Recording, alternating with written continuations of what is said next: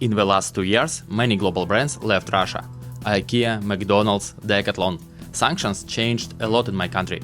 But how did they actually change the lives of ordinary people, like me? People who just live here and they not into the politics, just everyday life. Some things didn't really disappear, they just changed the name.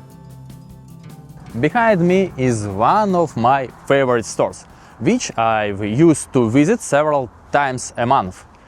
I think you've recognized it. Yes, guys, it's Decathlon. It was Decathlon, and now it's a pirate Decathlon that's called Desport. Let's go inside and take a look what's the difference. This used to be one of the biggest Decathlon stores in St. Petersburg, actually one of the flagship ones in Russia. It's located outside the city with a huge parking lot and even a small outdoor fitness zone nearby. Everything here still looks exactly the same, except for the name. At first it looks pretty similar to old Decathlon, but I think I can find some differences. Of course, it's absolutely different brands. D-Way, what is it? And absolutely different goods. Very strange stuff.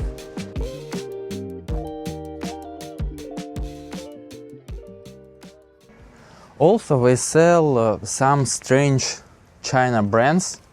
Defeat, I don't know what is it, Derby, and God knows what is it. It's not Decathlon quality. It's really bad. I really miss Decathlon, really miss original Decathlon, not Desport.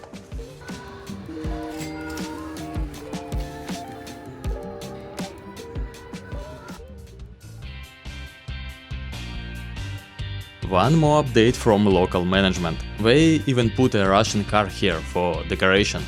This is a UAZ-Bukhanka, a very famous old van. They've been making it for almost 50 years, almost the same as the first one. People still drive it in villages with no real roads. It can go anywhere, but it's super uncomfortable.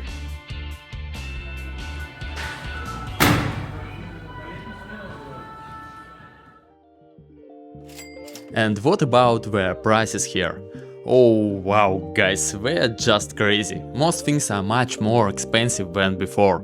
They call it a pirate Decathlon, but it feels like the real piracy is the prices. Luckily they have original Kipsta brand, I really like this brand. But before I like it for its price, because this ball cost about $20. But now it cost $50. That's insane, guys, that's insane. I don't know who buys it. It's too expensive for these goods. Too expensive. Absolutely crazy prices. Okay, guys, I found a good example. Can you see it? I bought the same running shoes in Thailand 2 years ago, and it cost me in Thailand about $40 American. But here in Russia now it cost $125 American.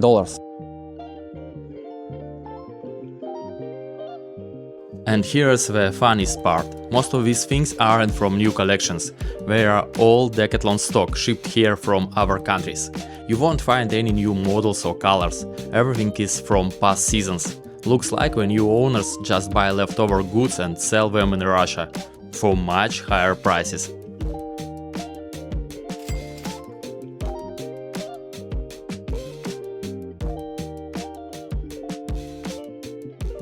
It's a Russian brand, it's Jogel. You can't find these boots in Decathlon in Europe or in Asia. Mondo, what is Mondo? I don't know it. That's about $50 American. Expensive. They also mixed Decathlon products with Russian brands. You'd think local brands would be cheaper, but no. Most clothes in Russia still come from China, and the ones actually made here are even more expensive. That's how it works, guys. Here's an example, a collaboration with Roscosmos, our local version of NASA. The price $50 for a t-shirt.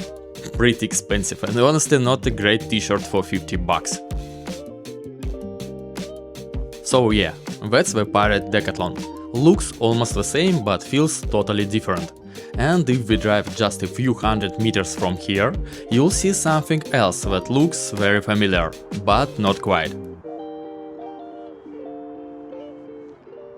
This store is located very close to Decathlon, and I think you can recognize these brand colors, blue and yellow. Yes, it used to be IKEA. This whole shopping complex was actually built around IKEA. Back then it was called Mega IKEA, the first big project of this kind in St. Petersburg. The mall itself used to belong to IKEA, and the store was the heart of it.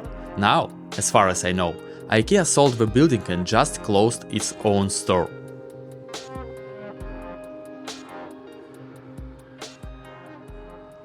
We worked in Russia for about 20 years, and I really liked this store. Now it looks like a ghost city. Few cars, no people. Before 2022 it was lots of people here every day, because we have only two IKEA. We had only two IKEA in St. Petersburg, in a really big city.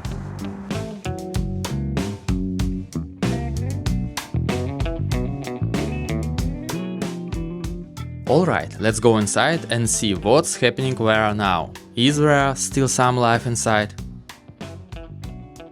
The old IKEA is completely closed now. Every entrance is locked, like nothing ever changed inside. And guess what's now in the place where IKEA's restaurant used to be? The one where we had those famous Swedish meatballs with the sauce. There is a library here now. Yes, a library. The local authorities decided to put it here, so the space wouldn't stay empty. Even though IKEA is gone, the mall itself is still alive. There are fewer people than before, but it's far from empty. You can still see people walking around, shopping, spending time here. And not all brands left Russia. Most Asian brands stayed, like Xiaomi or Haier. Some European ones too, like Decathlon. But others disappeared almost immediately, for example Apple. Now there is a local store called iPort. It's the official reseller of Apple products in Russia. Many Apple services, like Apple Pay, stopped working here right after the sanctions began. Let's go to the food court. Things have changed here too. Some of the old brands are gone, but their places are still here. For example, McDonald's is now called Вкусная точка. That literally means in English tasty, and that's it. Sounds funny, right? Subway is still Subway. Well, at least it was when I filmed this a month ago. But now they are changing the name too. KFC also rebranded. It's now called Rostix. Burger King, though, is still Burger King. But McDonald's, or Вкусная точка, is still the most popular one here. It was the first Western fast food brand to open in Russia. Actually, the first one appeared back in the USSR, in Moscow. People got used to it so much that even now, 3 years later, most still call it McDonald's. The burgers taste almost the same. And if you are curious, I am planning to visit the Russian McDonald's soon, to show you how it looks now, how the prices changed, and if the burgers really taste like the original ones. So make sure to subscribe, that video is coming soon. Instead of Decathlon, we now have Desport with its strange mix of products. Western car brands are almost gone too, but that's probably a story for another video. That's Russia in 2025, a country full of pirate stores, new names and old habits. So guys, my name is Andrei. I live in Russia and I started this English language channel to keep doing what I love. It's getting harder to make videos for a Russian audience because YouTube was blocked here. The idea was to give space to other platforms, ones that they can control more easily. Thank you for watching, guys. Don't forget to like, subscribe and leave a comment. It really means a lot. See you.